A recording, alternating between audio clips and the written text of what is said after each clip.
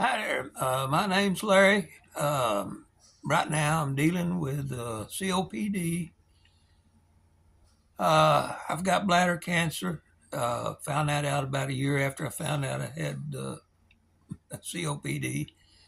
And I've also just, it was April 15th this year, uh, I got the Zephyr valve treatment. It's, oh, it's if you look on their website for Zephyr valves, everything looks cheery, wonderful. The world is coming up roses for everybody that's had it. But that seems to be the only reviews you can find on it. I am feeling better. The first week, I definitely wasn't, and just it really gets you. But after about 3 days, because you do stay in the hospital for 3 days after you have it, and that's just so they can observe you and make sure nothing goes wrong, because they've gone in there in your lungs and put some stuff in there. Now there's no cutting or anything. They just go down through your throat. You get to go to sleep, so you don't know it till you wake up and you feel groggy, and you feel like kind of like that. Especially that first day, you feel like you've been run over by a truck. But there's no real physical pain to it. Um, I was surprised at that. I mean, I just didn't feel good and was just kind of couldn't really get comfortable. But there's no pain. Felt a whole lot better the second day, a whole lot better the third day, and went home on that Thursday and felt pretty good that day. And actually, every day for about I'm going to say for maybe about 4 more days, I felt just a little better every day. Now after that, I kind of plateaued. The doctor says that they don't tell you that in some of the I don't know advertisements for the Zephyr valve, or at least I never saw it. That the doctor did say, he said you get at your peak best around a month or two um, after the procedure. I don't. I do hope I start getting a whole lot better. I don't know. Maybe I got as good as I'm going to get, but I can breathe a little better. They put four of the valves in me. Some people can, it just kind of depends. I can't explain it. You can go on some of the websites for the Zephyr valve, and it kind of explains how your lungs have to be. You don't. I didn't really realize, because that's the reason I chose this pulmonist that I have, or the lung doctor I call him. Uh, is he was more or less close to me without having to go into a big city, and he had done several of them, and had good results from them. But well, at least I don't know. There again, I didn't really talk to any of the people, and that's the reason I'm kind of hoping with this little deal I'm doing here is if people can ask me questions, I can answer some, COPD and bladder cancer, and the Zephyr valve, and also to get maybe see some people that's had the Zephyr valve done, and they are doing a whole lot better, or nothing's changed for them. Let us know, because it's just hard for me to believe that everybody, and that's where I'm seeing a lot of these reviews come from. Is it's either if you look at where who put it up there, it's either a hospital or the Zephyr valve people themselves.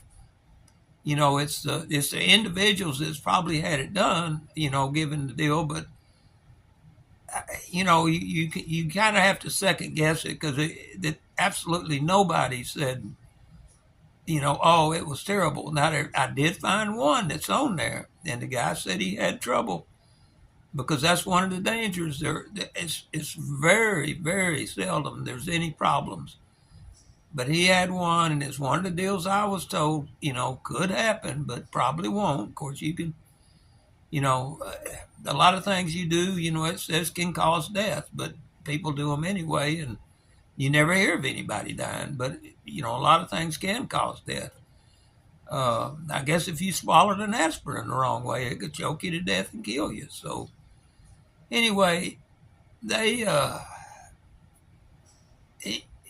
anyway, I'm gonna try to keep everybody updated on how I'm how my breathing's going. And then also another reason I'm on here is I'm trying to find a urologist that is, I guess, has done a bladder removal with a COPD patient.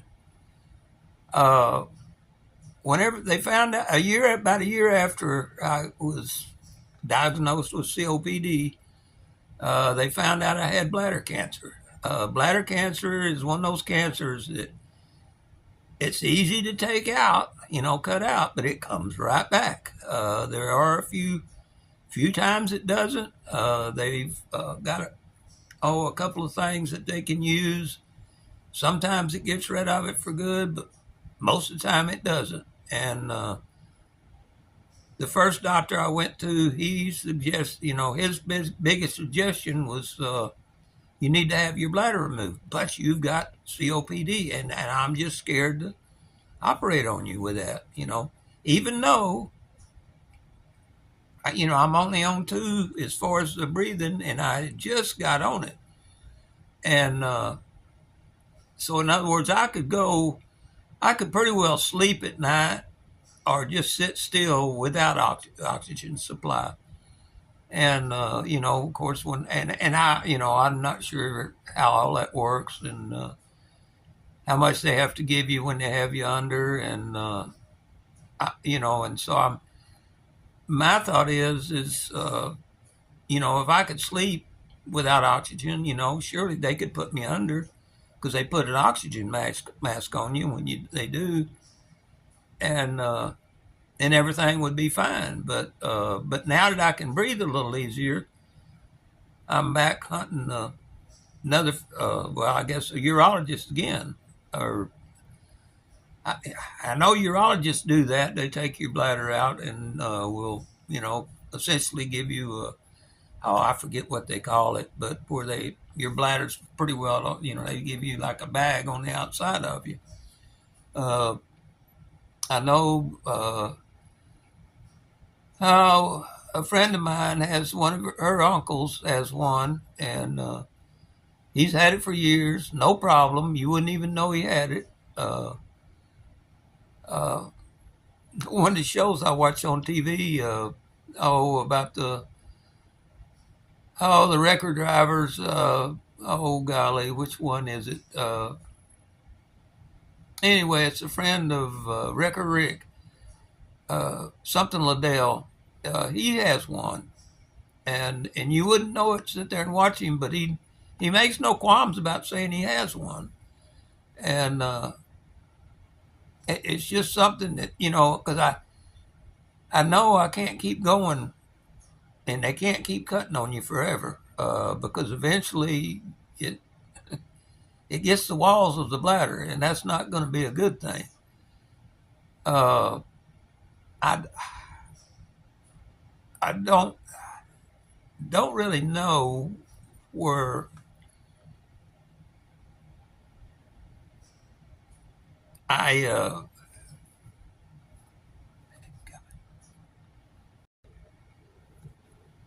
and I'd also tried the within a year we tried the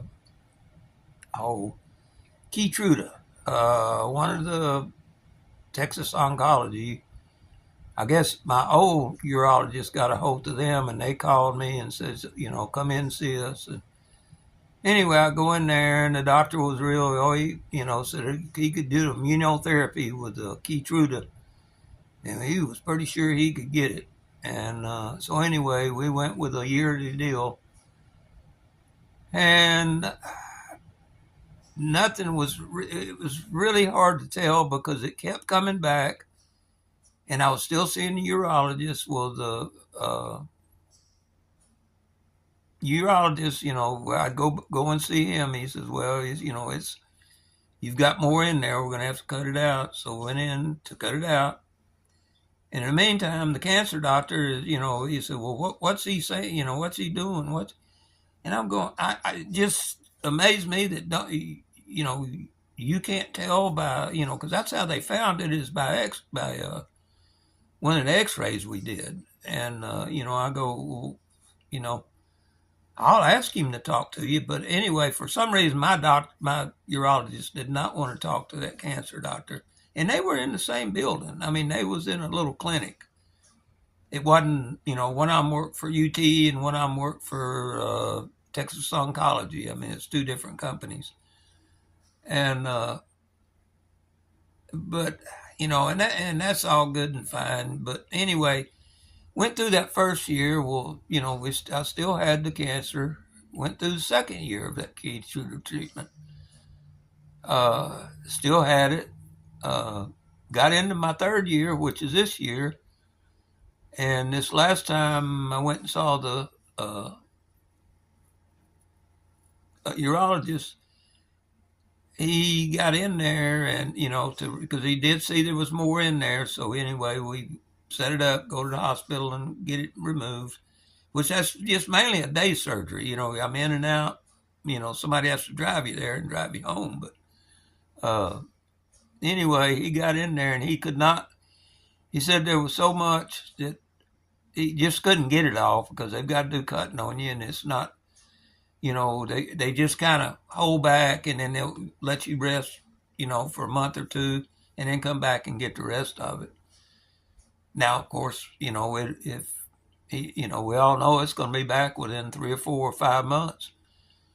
Because it was at least twice a year, sometimes 3 times a year surgery you had to do. And anyway, he said this time, and because it never had, it's bad when you hear that it's invasive into the muscle wall.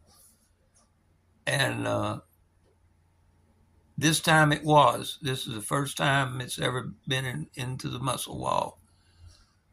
And the first time I had it and they removed it, I had what they call a high-grade cancer. And I never did after I had several more operations and never had any high-grade again until this last time too. And it was the high-grade that was invasive into the muscle wall. So, it was one of those deals. I'd been trying to find somebody to, get my bladder out of there because I know it's never going to be fixed. And once it's out, I don't have to worry about it anymore. That's one less thing. Yeah, I ain't going to still be able to run a mile every day. But I don't care. My leg's too old to do that. I'm 70. I'll be 75 at the end of this week on the 7th. And I don't know.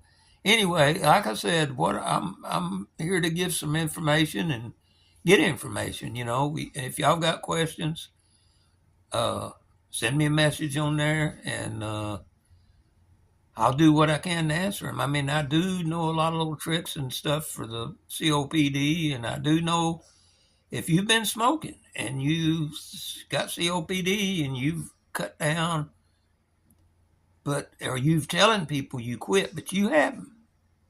I'm gonna tell you something right now. You cannot, especially if you've got problems with phlegm. You've got to quit. I mean, completely. You can't smoke 1 cigarette a day. I tried that. I mean, I got down. It was tough for me to get. I got down to 5 cigarettes pretty quick. I could not quit those 5 cigarettes, and then I got down to 2 cigarettes a day.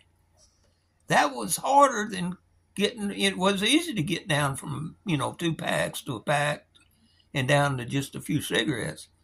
But getting those last few, that was the toughest thing to do. And, of course, you still want them. I mean, it's, other than the fact that, whenever I can't breathe, I sit there and go, you dumbass, look what you did to yourself. But if you know, you, you've got to quit. I mean, you can't, and don't lie to people. Tell them, hey, I'm smoking one cigarette a day, and I cannot quit it. I need help. I asked for help. I'd never got any help. I tried the Chantix, but Chantix nauseated the heck out of me. It was working. I mean, I could tell it was working, but it just made me sick. I couldn't eat, couldn't. But anyway, I'll get off here for now, and hopefully somebody sees this. Hopefully I can help somebody, and hopefully somebody could help me. Bless y'all, and talk to you next time. I'm gonna try to get on here at least once every week, once every 2 weeks. We'll see how this goes. I've still got to download this one, and so I'm not sure how that's gonna go yet, but we'll see how it does. Thank y'all for listening. Bye bye.